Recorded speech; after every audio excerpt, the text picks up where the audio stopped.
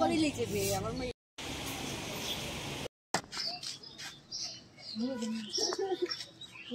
আমার বাগনি তাই শুক্রবার রাত্রে হঠাৎ করে অসুস্থ। তো আমরা ইসলাম কৈলাসের প্রথম স্বস্তি নার্সিং হোমে এখানে পয়সা সঞ্জনা ঘোষ ম্যাডামে কাছে ভর্তি রাখার লেগে। তো ভর্তি রাখতে গেলে দেখা গেছে এখানে প্রচুর টাকা দরকার, পার ডে 1000 টাকা চার্জ আছে, আরও এক্সট্রা বোর্ড চার্জ আছে। তো আমরা অর্থনৈতিক সমস্যা লেগে আমরা বার্তাম না ভাইয়া ডিস্ট্রিক্ট হসপিটালে গেছি। ডিস্ট্রিক্ট হসপিটালে গিয়ে এখানে ভর্তি করছি। তাই একটা স্যালাইন দিচ্ছে। 5-7 মিনিট পরে হঠাৎ করে ডাক্তারেরটা হয়েছে ইমার্জেন্সি, ডাক্তারেরটা হয়েছে যে সঞ্জনা ঘোষের ফোন করা হয়েছে তাই রেফার।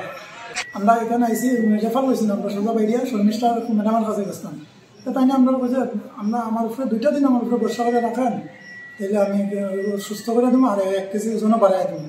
তো আপনারা RGM-এ রাখা লাগবে। তো আমি আবার ম্যাডামকে পার্সোনালি রিকোয়েস্ট করছি, আমরা তো মা বাবা নাই, তাই এখানে দেখাশোনা একটু সমস্যা হবে, যদি ধর্মনগর নেই কেন বলছে না ধর্মনগর নিলে হইতো এখানে দেখো আমি কন্টিনিউ তাই দেখাশোনা করবো। তো গেছে কালকে রাত্রিতে হঠাৎ করে তাই আবার বাড়ছে।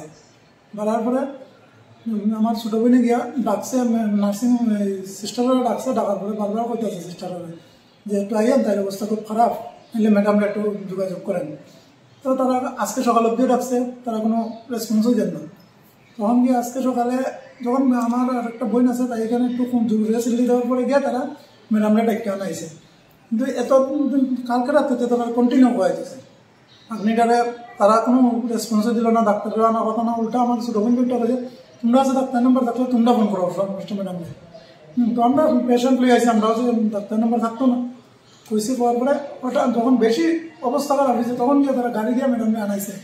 আনাইয়া শেষ পর্যায়ে চিকিৎসা করছে। শেষ পর্যন্ত 1.5 থেকে 2 ঘন্টা তারা এখানে ভিতরে ঢুকাই রাখলো, কি চিকিৎসা করছে। লাস্টে আমরা আমার বাগনি নাই হইয়া সারছে। তো আমার একটাই আর কি এখানে যে আর যে তো নেক্সটে কোনো বাচ্চারা লগে কমসে কম এরকম না হয়, মানে তারা এখানে একটা পুতুল খেলতেছে বাচ্চারা লগে।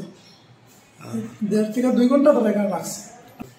আপনার বয়স 3 মাস, ভগবাননগর হসপিটালে জন্ম হয়েছিল। তাই হঠাৎ করে ওই শুক্রবার থেকে অসুস্থ হয়ে আনছিলাম আমরা এখানে।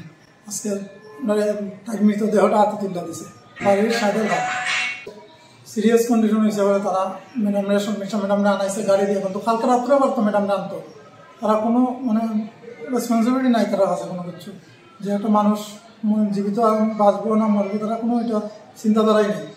তারা পেশেন্ট এমনি পালাই যাইতেছে। এমনকি যেই রুমে আমার বাগনিটা রাখা হয়েছে এই রুমেরও পেশেন্টরাও দেখছে। আমি আজকে সকালে আইসি তারা আমারও কইতেছে যে আমার বইনে বারবার গিয়ে নার্সরে ডাকছে, নার্সরা আইতেছে না। আমরা উল্টা করতেছে, আমরা যোগাযোগ করতাম ম্যাডামের বলে। এটাই আমার কথা যে তো এরকম না হয় কোনো বাচ্চারা আল্লাহ তো তোর মা বুবার বাবা খালি না হয়।